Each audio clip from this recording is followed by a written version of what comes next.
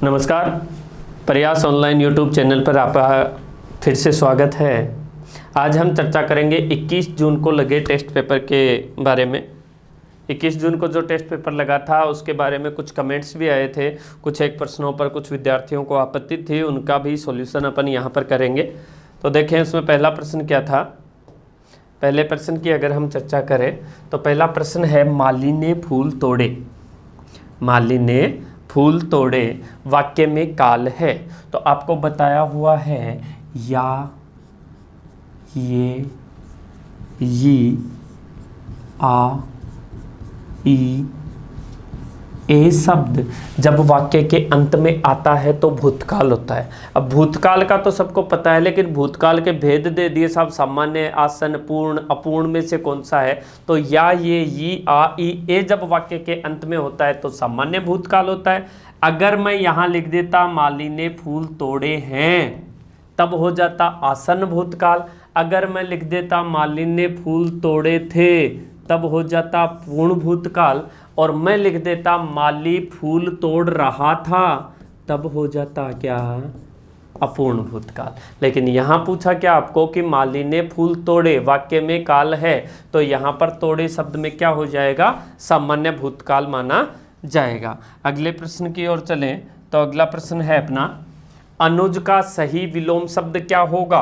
अनु, अनु का मतलब होता है पीछे, जय का मतलब होता है जन्म लेने वाला, पीछे का मतलब बाद में, मतलब आपसे बाद में जन्म लेने वाला वो कौन हो गया, आपका अनुज हो गया। तो आपसे पहले लेने वाला विलोम शब्द होगा इसका, तो अग्रज इसका विलोम शब्द सही माना जाएगा। ज्येष्ठ जो होता है वो बड़े को कहते हैं, ज्येष्ठ का विलोम शब्द पूछे तो क्या हो जाएगा, कनिष्ठ हो जाएगा। और भ्राता का विलोम शब्द पूछे तो भगिनी। ठीक है, भ्राता का भगिनी, भाई का बहन हो जाता है। भगिनी ऑप्शन में नहीं हो तो बहन भी अपन कर सकते हैं। अगला प्रश्न देखें तो अगला प्रश्न है अपना, विलोम शब्द के रूप में कौन सा विकल्प सही नहीं है। यहां पर स्थावर, सॉरी ये कोई टाइपिंग गलत हो गई, स्थावर।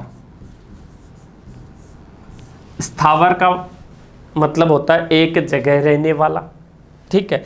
और जंगम का मतलब होता है एक जगह से दूसरी जगह चलने वाला। एक तो अपन जैसे सर्पदंश करता है तो सर्पदंश किया और सर्पदंश करते ही यहीं पर वो रह गया, वो तो होता है स्थावर, ठीक है। और सर्पदंश करने के बाद जब वो विष घुल कर के पूरी शिराओं में चला जाता है, उस विष को कह दिया जाता है जंघम विष कह दिया जाता है। स्थावरं जंघम चैव कृत्रिमं चापि यद विषम, ये सूत्र आता है एक संस्कृत में, ठीक है। तो स्थावर जो शब्द है वो एक स्थान के लिए, स्थावर का सही विलोम शब्द हो जाएगा जंघम।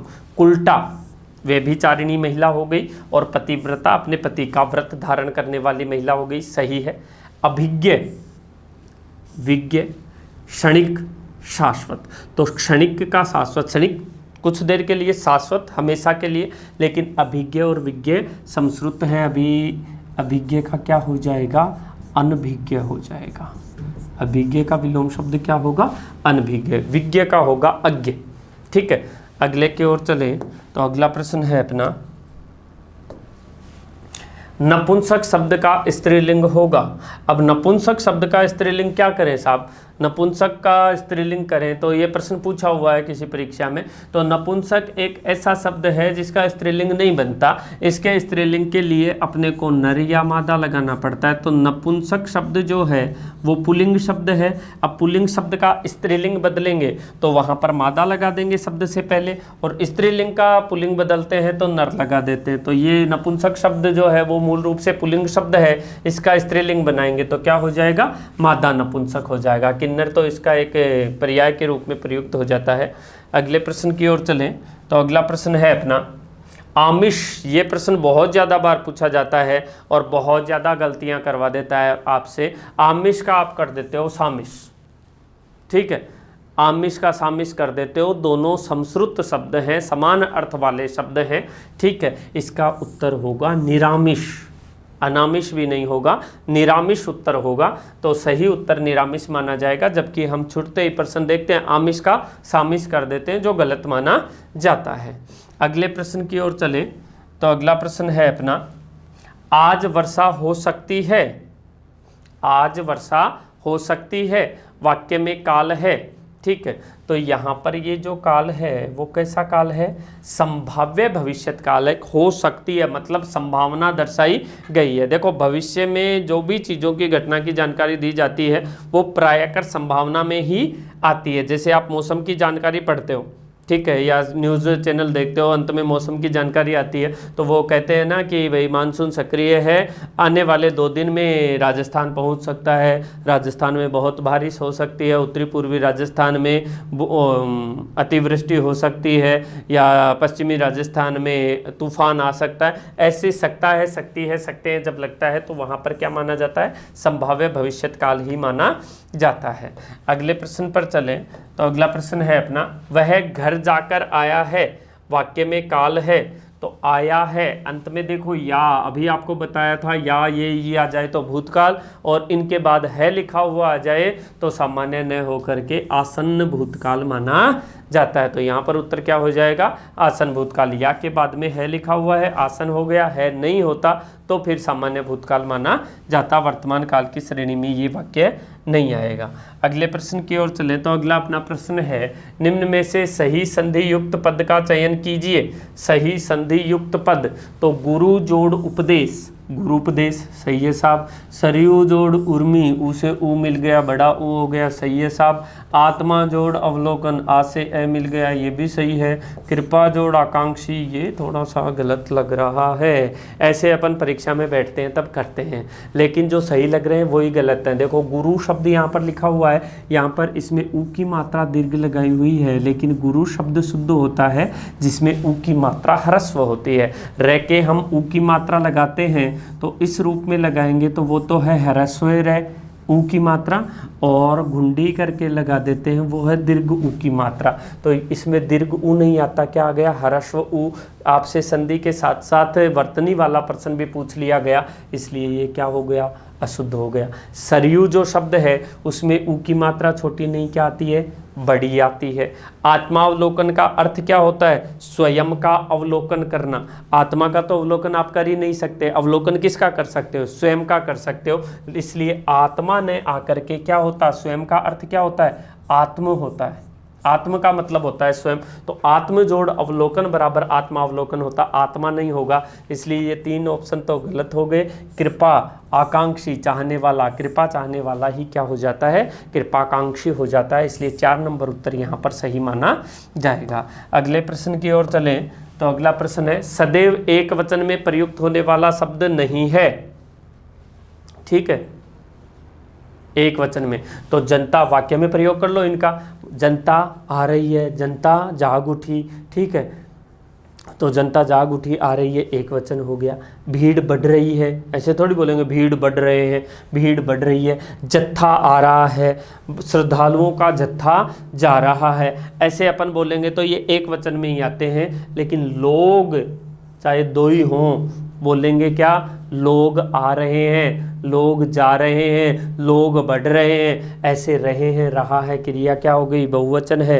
तो इसका मतलब लोग शब्द क्या होगा, सदैव बहुवचन में प्रयुक्त होता है, बाकी शब्द सदैव एक वचन में होते हैं। तो एक वचन में प्रयुक्त होने वाला शब्द नहीं है।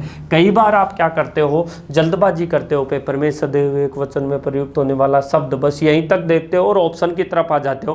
पहला ऑप्शन आपको एक वचन ही मिलता है, टिक किया, गोला काला, और अगले प्रश्न की ओर बढ़ जाते हैं। ठीक है, और बढ़ने के बाद में ये कंडीशन होती है, तो ऐसी स्थिति नहीं अपनाए। परीक्षा में प्रश्न को पूर्ण रूप से सावधानी से पढ़े, और अगर आपको पहले ऑप्शन में पता भी चल जाता है तो चारों ऑप्शनों को पढ़ना चाहिए, चारों पर मंथन करना चाहिए उसके बाद, क्योंकि आरपीएससी और बोर्ड आपको समय खूब देता है। और कई बार अपन ये जल्दबाजी कर देते हैं, और ये नहीं, जब तक नहीं दिखेगा आपको कि जब तक कि आप ये नहीं, दूसरा व्यक्ति कोई कंसल्ट नहीं करता है ना आपसे, तब तक आप इसको सही मानते हो। जब दूसरा कहेगा कि इसके आगे भी पढ़, तब इसकी तरफ ध्यान जाता है, अन्यथा इसकी तरफ ध्यान नहीं जाता। तो यहाँ पर लोग वाला उत्तर सही माना जाएगा। अगले प्रश्न की ओर चले तो अगला प्रश्न है अपना, संधि का विलोम शब्द क्या होगा। अब देखो ये अपन कई बार पढ़ चुके हैं, ठीक है, कि साहब संधि के साथ क्या करते हैं, विच्छेद, और समास का क्या करते हैं, संधि का तो क्या करते हैं, विच्छेद, कि संधि करो, संधि विच्छेद करो, तो विच्छेद। और समास का क्या करते हैं, समास और समास विग्रह, समास का क्या करते हैं, विग्रह करते हैं। जबकि संधि का विलोम शब्द होता है क्या? विग्रह। संधि जोड़ना, विग्रह तोड़ना, तो संधि का विलोम शब्द क्या होगा? विग्रह होगा। समास का क्या करें फिर? विच्छेद कर दें क्या? तो समास का विच्छेद नहीं होता। समास का अर्थ क्या होता है? समास का अर्थ होता है छोटा, संक्षिप्त। समास की जब हम परिभाषा देखते हैं तो समास की परिभाषा आती है समसनम समास है। समसनम समास है अर्थात संक्षिप्तीकरण करने की क्रिया को ही संक्षिप्तीकरण।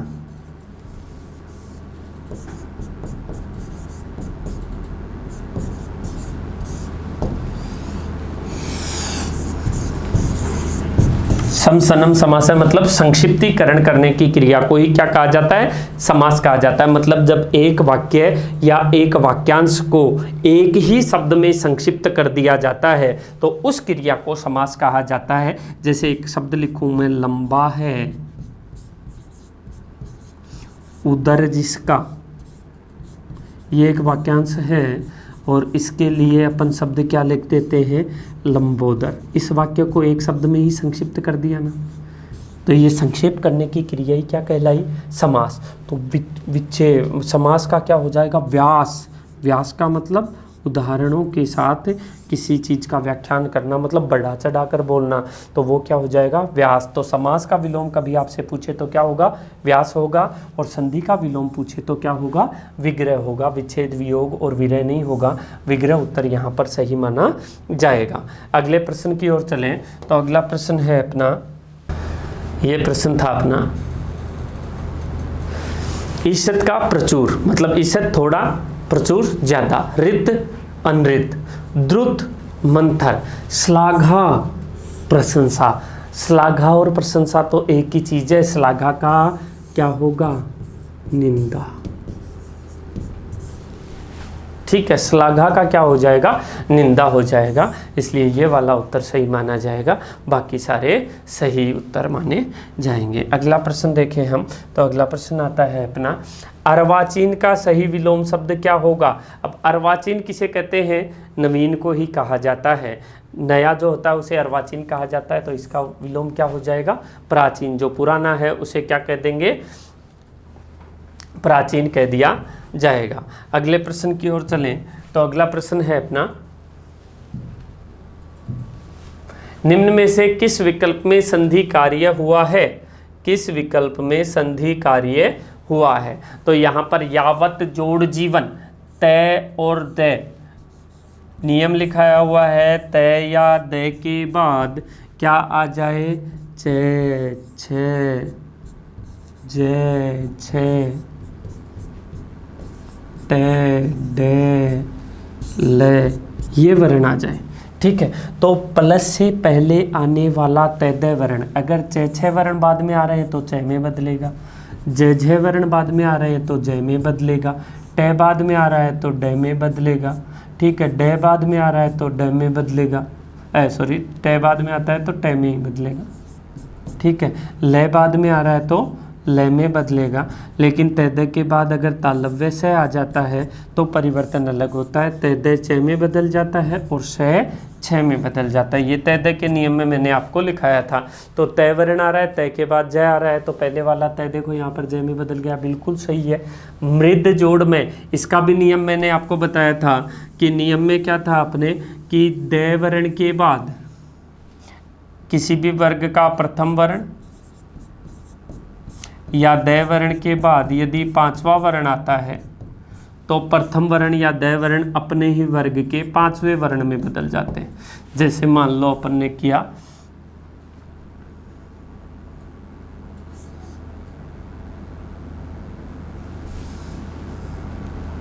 ये वाक जोड़ मय उद जोड़ नति, उत के साथ उत भी आ सकता है, लेकिन दोनों आए तो दय को वरीयता देनी है। ठीक है, तो यहाँ पर वाक में प्रथम वर्ण पांचवें वर्ण में बदल गया, क्या हो गया? वांग्मय। यहाँ पर प्रथम वर्ण और दय वर्ण अपने वर्ग के 5वें वर्ण में बदलेगा, क्या हो जाएगा, उन्नति। तो यहाँ पर देखें दय आ रहा है, बाद में 5वां वर्ण तो नय आ जाएगा। लेकिन एक विशेष बात मैंने बताई थी, अगर प्लस से पहले दय वर्ण है और दय वर्ण के ठीक पहले री की मात्रा है, ठीक है, तो वहाँ पर दय वर्ण न में न बदलकर अण्य आदेश करता है और शुद्ध शब्द क्या बनता है, मृण्मय बनता है, मृण्मय नहीं बनता। हालांकि न आदेश करता है, लेकिन री वर्ण होने के कारण उच्चारण किस रूप में होता है, लेखन किस रूप में होता है, अण्य के रूप में होता है। इसलिए यहाँ पर संधि सही नहीं है। किम जोड़ नर किन्नर हो जाएगा, ठीक है, किन्नर, ये मैं लिख दिया गलत टाइप है थोड़ा सा, किन्नर। वाग जोड़ में, वाक जोड़ मय, वांगमय, वाक जोड़ मय वांगमय हो जाएगा। ये दोनों शुद्ध। अब यहाँ पर अपन देखें तो सही संधि कार्य नहीं हुआ, पूछा सॉरी इन्होंने, ठीक है, तो नहीं हुआ है वहाँ पर ये जो मृण्मय शब्द है वो नहीं हुआ में आ जाएगा। बाकी सभी जगह अपने सही संधि कार्य हुआ है। ये यहीं पर टाइपिंग मिस्टेक है, पेपर में आपकी टाइपिंग मिस्टेक नहीं थी। आगे चले अपन, तो अगला प्रश्न है, निम्न में से बहुवचन का चयन कीजिए। तो प्रेम, मिठास, दया, तीनों कौन सी संज्ञा के शब्द हैं, तीनों भाववाचक संज्ञा के शब्द हैं। और भाववाचक संज्ञा के शब्द सदैव किस में आते हैं, एक वचन में प्रयुक्त होते हैं। भाववाचक संज्ञा शब्द सदैव एक वचन में आते हैं। तो ये तो सारे के सारे क्या हो गए जी, एक वचन हो गए। लेकिन दर्शन शब्द जो है वो बहुवचन है। अब आप कहोगे गुरुजी संज्ञा तो हमें पता ही नहीं, संज्ञा का कैसे पता चलेगा। तो एक बार वचन आप आराम से निकाल सकते हो, वाक्य में प्रयोग कर लो, मैंने प्रभु के दर्शन कर लिया या मैंने प्रभु के दर्शन कर लिए शुद्ध माना जाएगा। इसलिए ये बहुवचन है। उसे प्रेम है या प्रेम हो गया, या मिठास ज़्यादा है, ज़्यादे हैं ऐसे नहीं बोलेंगे। दया आ रही है, दया आ रहे हैं नहीं बोला जाएगा। इसलिए ये तीनों एक वचन में आएगा, दर्शन बहुवचन में प्रयुक्त किया जाएगा। अगला प्रश्न देखें, तो अगला प्रश्न है अपना, पाश्चात्य शब्द का विलोम शब्द क्या होगा, पाश्चात्य शब्द का विलोम शब्द क्या होगा। तो पाश्चात्य में देखें अपन, पाश्चात्य का मतलब हो गया पश्चिम, ठीक है, और पश्चिम की विपरीत दिशा कौन सी है, पूर्व। यहाँ पर पाश्चात्य लिखा हुआ है, इसलिए यहाँ पर अपन क्या कर देंगे, पौर्वात्य कर देंगे, ठीक है।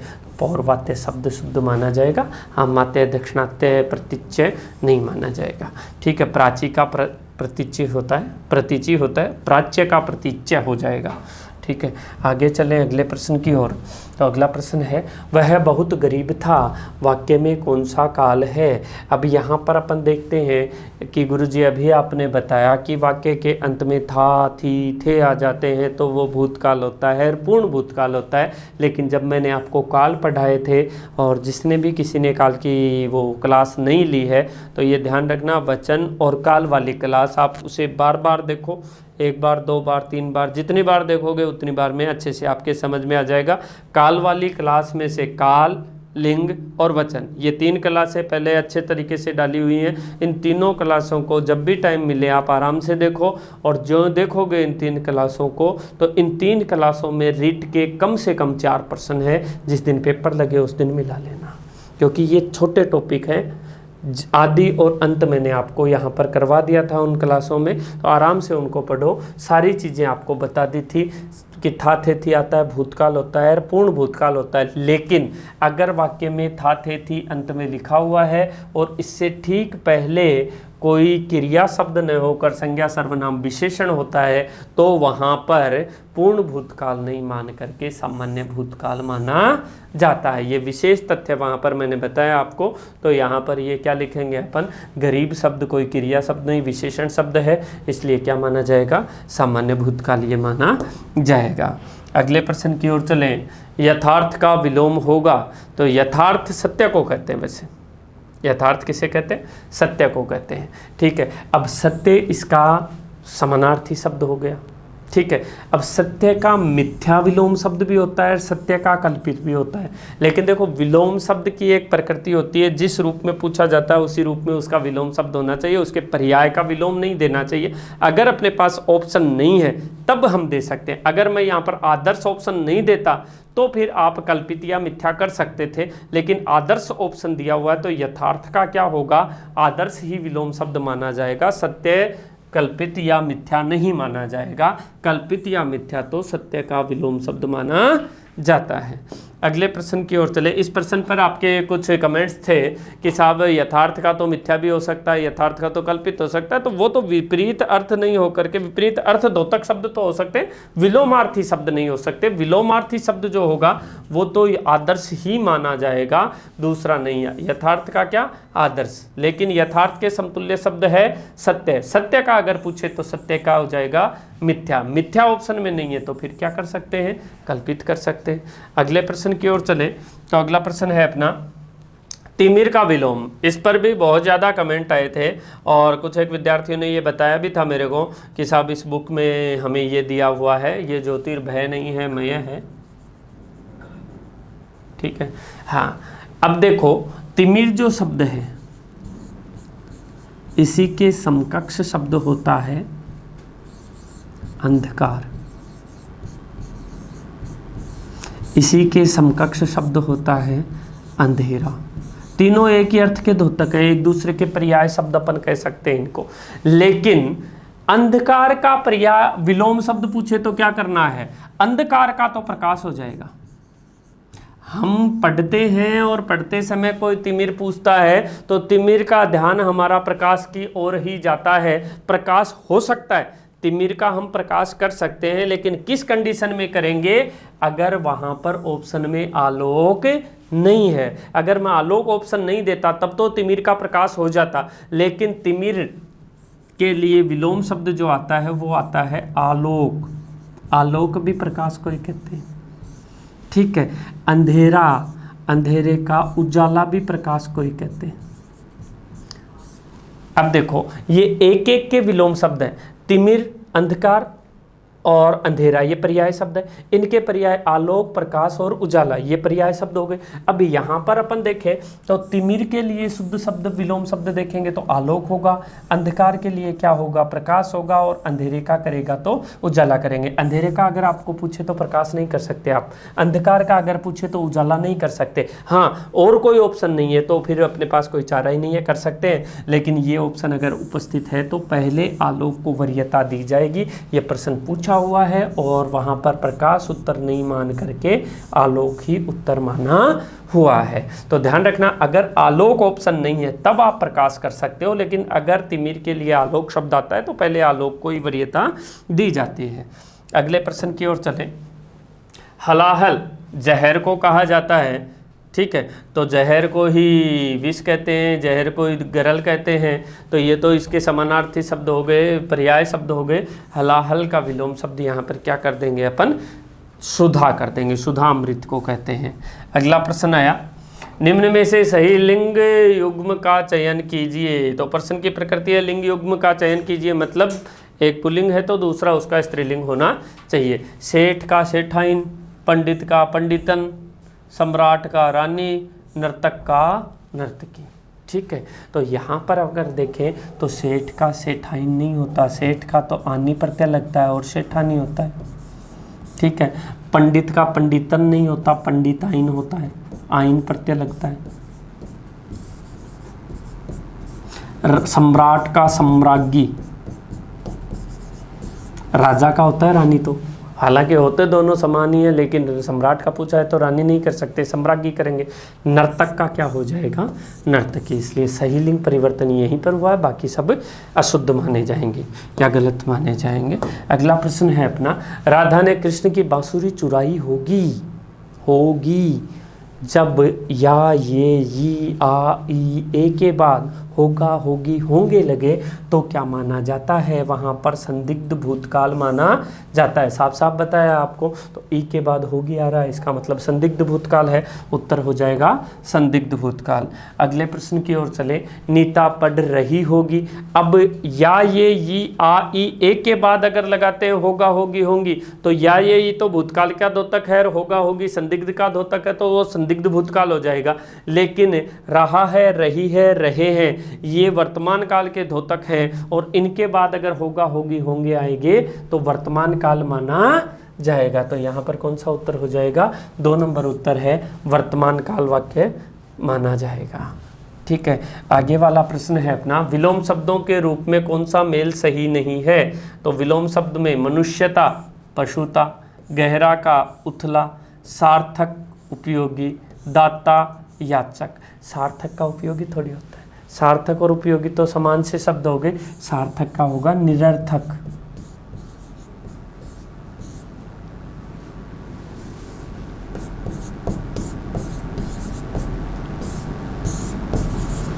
सार्थक का क्या होगा? निरर्थक, से निर। ठीक है। तो यहाँ पर ये वाला होगा। दाता का होता है याचक, दाता देने वाला, याचक मांगने वाला, गहरा धसा हुआ, उथला ऊपर उठा हुआ, मनुष्यता का पशुता हो जाएगा। ठीक है। अगले प्रश्न की ओर चलें।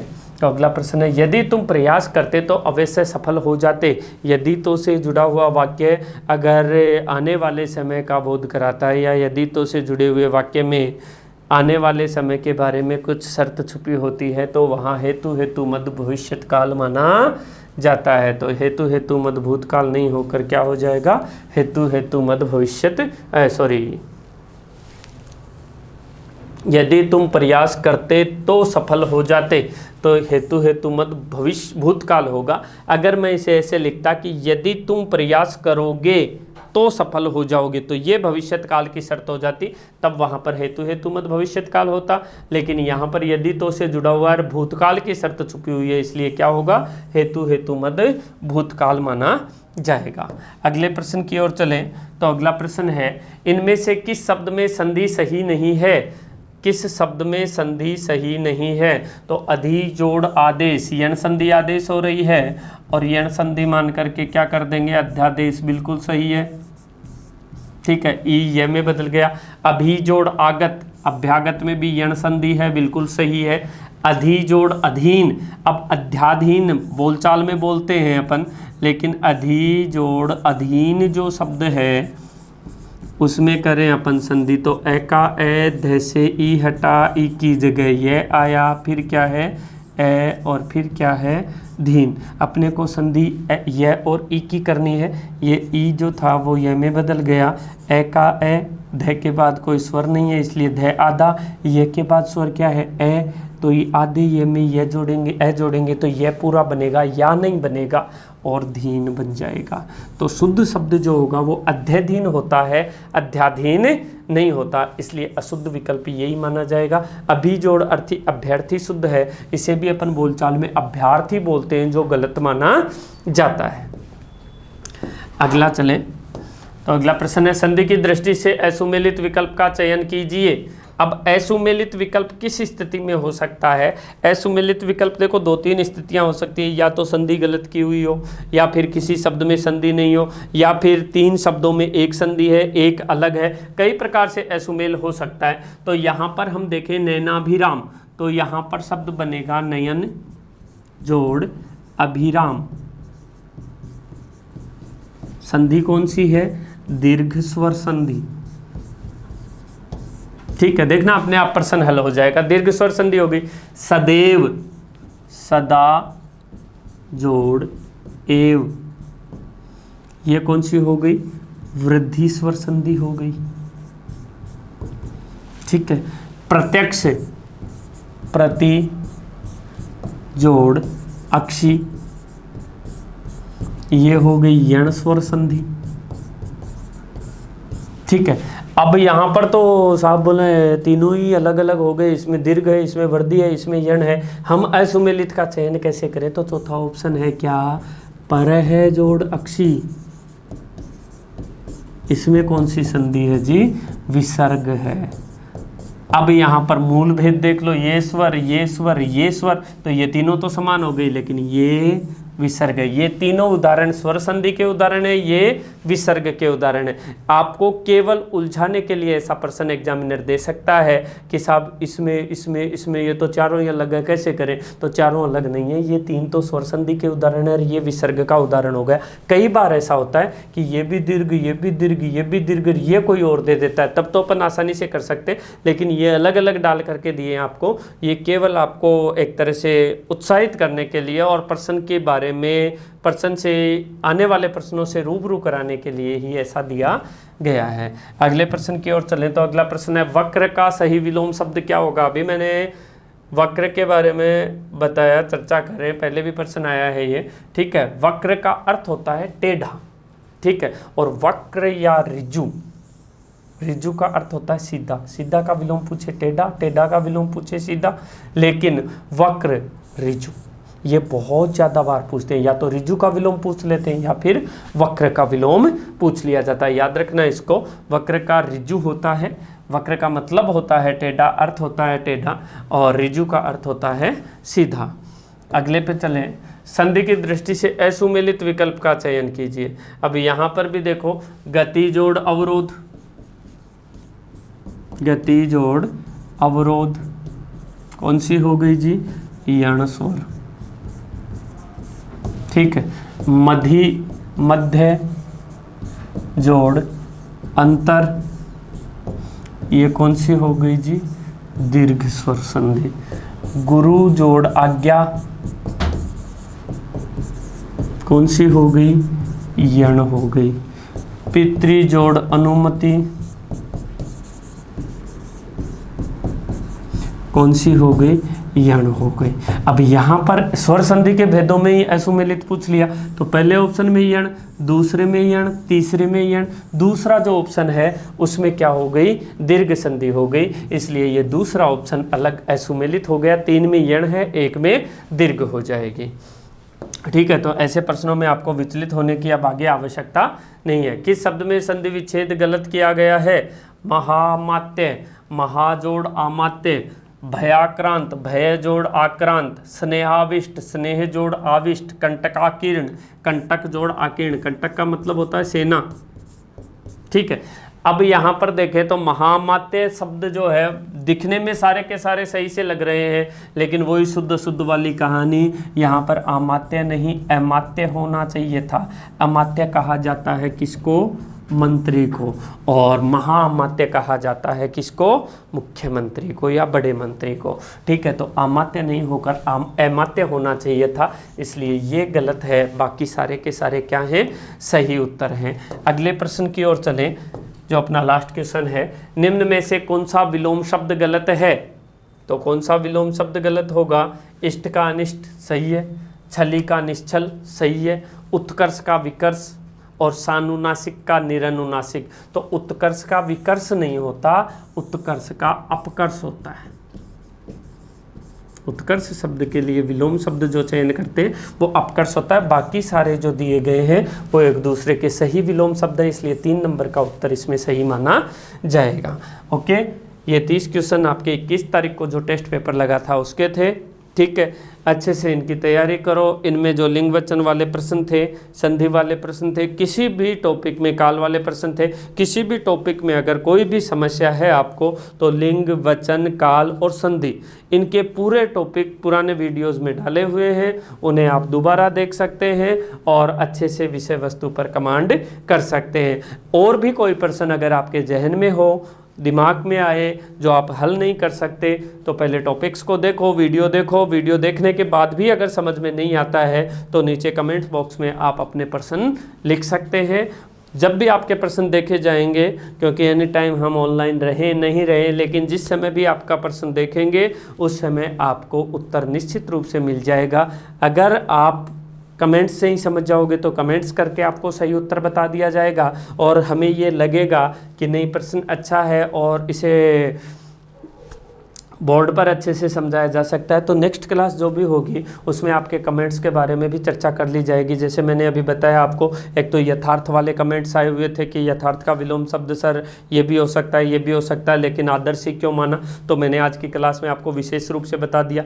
वैसे ही आलोक वाला जो प्रश्न था, जैसे तिमिर का विलोम आलोक क्यों किया सर, प्रकाश होना चाहिए, प्रकाश बुक में दे रखा है, तो वहाँ बुक में दे रखा है आलोक का प्रकाश, तिमिर का प्रकाश होता है, लेकिन कंडीशन ये होती है कि ऑप्शन के आधार पर अपने को विकल्प का चयन करना होगा। ऑप्शन अगर आलोक है तो तिमिर के लिए आलोक पहली वरीयता होगी, अगर आलोक ऑप्शन नहीं है उस कंडीशन में आप प्रकाश कर सकते हो।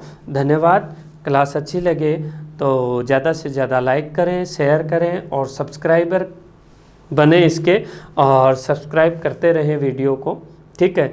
और कोरोना काल है, कोरोना काल में घर में रहें, सुरक्षित रहें, क्योंकि सुरक्षा ही इसका बचाव है। राजस्थान सरकार के द्वारा मुहिम भी चलाई जा रही है हाल फिलहाल, ठीक है।